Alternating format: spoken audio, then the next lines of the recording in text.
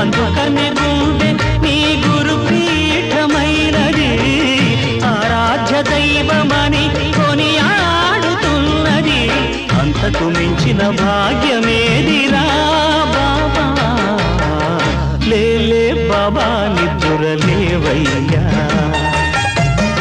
ఏలే స్వామి మేలుకోవయ్యా.